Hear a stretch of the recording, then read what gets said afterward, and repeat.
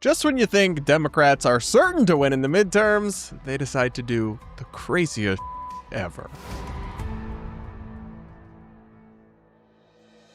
Hey guys, welcome back to the channel, your home for independent political commentary, analysis, and some entertainment value as well, but not in this video, which is actually serious as a heart attack and covers a pretty disturbing story out of the state of Minnesota, where I actually just was, involving the state's top law enforcement officer, Keith Ellison, as well as the Democratic governor, Tim Walz, who you'll remember was Kamala Harris's VP nominee, so he was almost the vice president of the United States.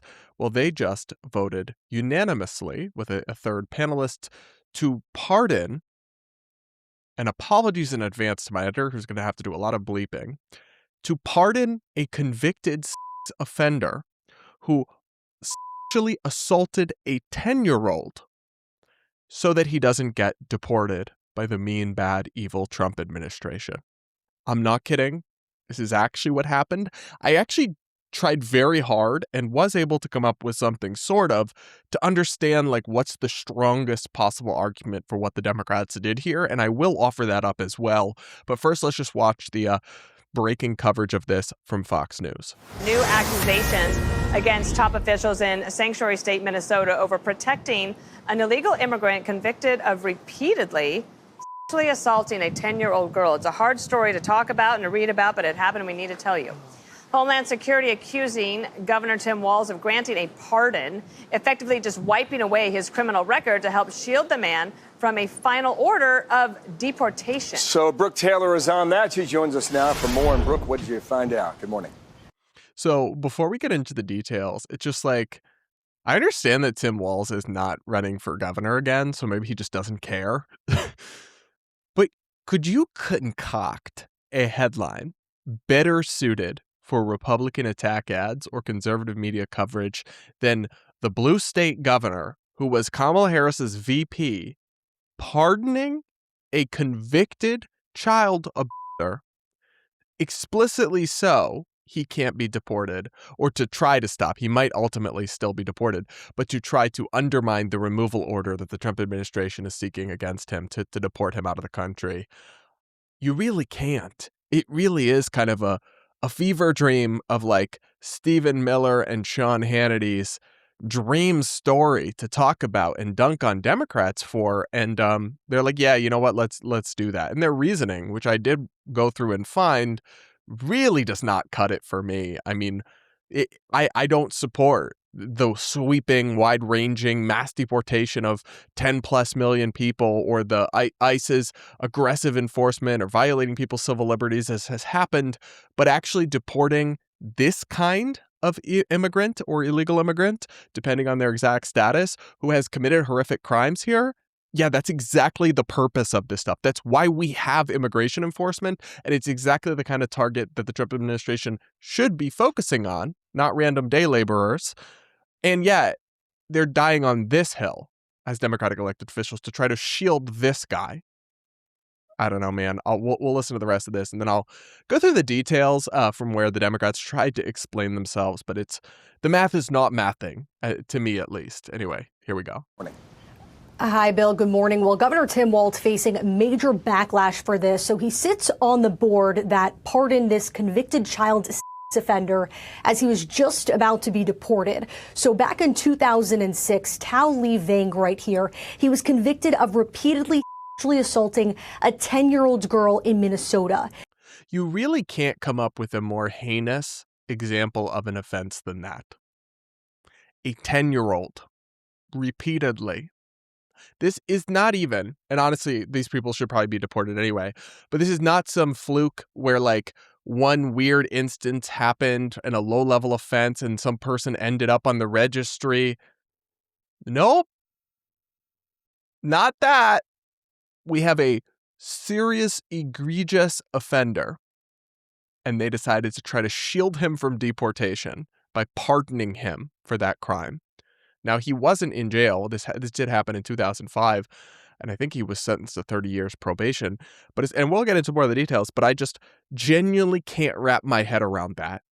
how anyone, Democrat, Republican, moderate, centrist, anti-immigration, pro-immigration, could think that makes sense. I just can't. He pleaded guilty in a deal that kept him out of prison. DHS says that conviction cost him his legal status and made him deportable. Well, the details in these court documents, they're too graphic for me to repeat to you on air, but it describes the abuse spanning 2 years from the time the victim was 10 to just 12 years old. The girl told investigators she met Vang through her older sister, who he later married. Investigators say he admitted, quote, "I made a mistake, but this is a minor thing. It's a cultural thing in Thailand to marry and have sex with girls as young as 12. I don't know if that's true or not, and I don't care. It's an illegal thing in any sane part of the world, and it's textbook abuse and predatory, and you don't get to come and violate our laws and then be like, well, it's actually my culture back home. Then go back and take a free taxpayer plane trip. That's what we're offering you then. Go enjoy it. Now, to be clear, that's what he said at the time in 2005. Now, decades later, he does express remorse, but still, somebody who said that he should have been immediately kicked out of the country back then. You're not compatible with America. Sorry, get out. Like, what? He also told police that the young victim should be arrested too because she was, quote, as much at fault. Now, according to DHS, he received a deportation order after his conviction, but earlier this month, Minnesota's Board of Pardons voted to pardon him. Federal officials say this wipes away his conviction that made him removable and now could help him fight deportation. So the 3-member board includes Governor Tim Walz, Minnesota Attorney General Keith Ellison, and Chief Justice Natalie Hudson. DHS blasted the decision, saying in part, Governor Tim Walz's decision to pardon an illegal alien convicted child so he can remain in our country is disgusting. This pardon will take away the child rapist's qualifying convictions that made him removable from the United States. Now, we reached out to all 3 board members, including Governor Walz, to ask why they decided to pardon this convicted child offender. We have not heard back, Bill. So this is utter madness. These are exactly the kinds of people who should be deported. They're clearly a threat to the public. He can say he has remorse, and it's true that he's been here without further legal incident since it happened. I don't really care. I mean, I don't think that you commit that kind of an egregious offense and make such insane statements afterwards, by the way, to try to justify your actions and blame the victim. And then I'm not really willing to take the risk of letting that person stay in our country when they're not a U.S. citizen. Just because, oh, well, they say they're better now, or you know, they admit that was wrong now. Too bad. See, the door's there. Get out. And this is really, if you wanted to take a stand, and I'm a strong believer in a reasonable amount of properly ordered legal immigration to bring skilled and talented people into our country. I don't want just everyone deported who's not a native-born U.S. citizen, and even I have a lot of sympathy for a lot of illegal immigrants who came here as very young children or have lived here for a long time, and I don't necessarily want to see them just deported. But if you want to push back on the ultra-immigration restrictionist hawk sentiment, kind of the Stephen Miller, Trump White House espouses, this is the worst possible thing to do, the most insane hill to die on. And I looked, because Fox says they requested comment and they didn't give them comment. No shock. They often decline to give comment to conservative media requests, but they did make several public statements about why they chose to issue this pardon. And so I'll try to explain it to you. I don't ultimately find any of this convincing or persuasive, but I will lay it out for you. The main point of focus here is that the victim of this crime herself did sign letters of support asking them to pardon him. She didn't want the man to be deported because of this. And I guess I don't want to say anything negative about her because I'm sure she's, was very traumatized by this, and maybe she thinks she's being a kind or empathetic person in this.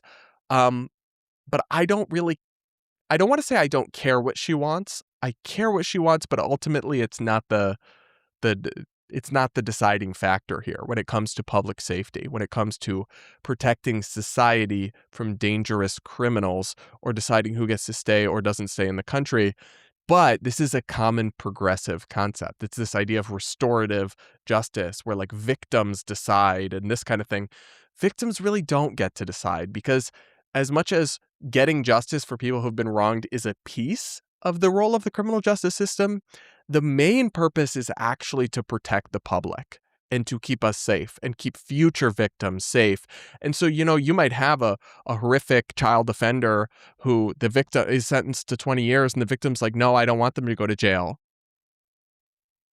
Sorry, they still need to go to jail. And the idea of prioritizing what the victim or the victim's families think has never made a lot of sense to me, but it's what they do when they talk about this restorative justice concept. And then I think, honestly, they don't really believe in deportation because maybe they just don't want to see anyone deported ever. And that's not, a mainstream or normal sentiment. And these are the exact kinds of people.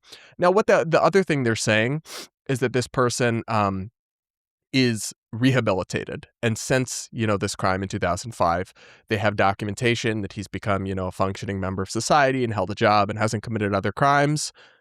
Okay. I mean, maybe if I believe that, he still shouldn't be pardoned for a crime he actually did that is a heinous crime because you are wiping when you pardon someone, it's not even just clemency, which is if someone's in jail and then you just let them out early, essentially. You just lighten their sentence.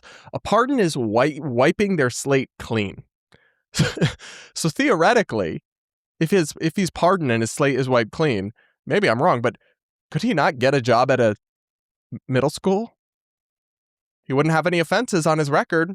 Now, maybe they'd Google him and see this past or something, but you get what I'm saying. It's like you should not be pardoning people for this kind of thing unless there's some evidence that like they were wrongly convicted and they didn't actually do it.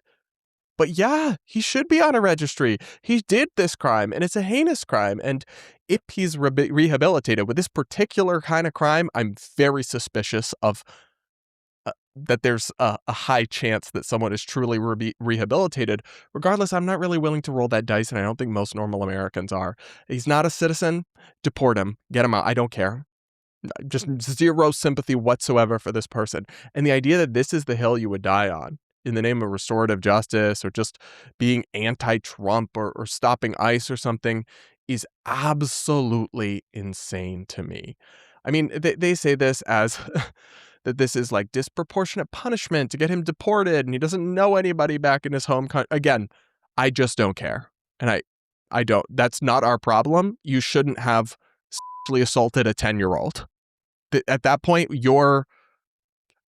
how things are going to work out for you is not our concern. But I do want to provide their perspective here as well. So this is from the New York Times. In response to a request for comment, Mr. Walz's office pointed to the letter the victim provided the board and said such pleas for clemency carry significant weight.